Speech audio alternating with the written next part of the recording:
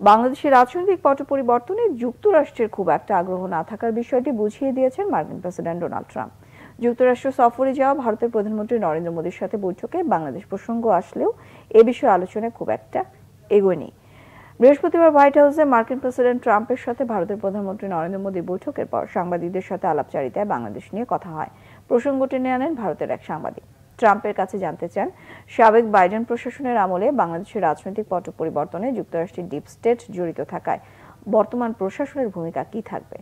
সেক্ষেত্রে বাংলাদেশের অন্তর্বর্তী সরকার প্রধান ডক্টর মোহাম্মদ ইউনূসের সঙ্গে জুনিয়র সোরসের সাম্প্রতিক বৈঠকের বিষয়টি উল্লেখ করেন ওই সাংবাদিক। জবাবে ট্রাম্প বলেছেন, বাংলাদেশ প্রসঙ্গ মোদির উপর ছেড়ে দিয়েছেন। মোদির দিকে ইঙ্গিত করে ট্রাম্প বলেন, তার জানা মতে বাংলাদেশ নিয়ে 100 বছর ধরে কাজ করছে ভারত। এই বৈঠকের আগে ভারতের উদ্দেশ্যে ট্রাম্প হুমকি দেওয়ার অস্বস্তিকর পরিস্থিতি তৈরি হয়। হুমকি দিয়ে ট্রাম্প বলেছেন, যেসব দেশ যুক্তরাষ্ট্রের উপর চড়া শুল্ক বসায় তাদের উপর একই হারে পাল্টা শুল্ক বসবে। আর এই তালিকায় যে ভারত সবার উপরে থাকবে তা খোলামেলাভাবে জানিয়ে দেন ট্রাম্প। বৈঠক শেষে সংবাদ সম্মেলনে ট্রাম্প জানান, যুক্তরাষ্ট্র থেকে সামরিক সরঞ্জাম আর জ্বালানি কিনবে ভারত।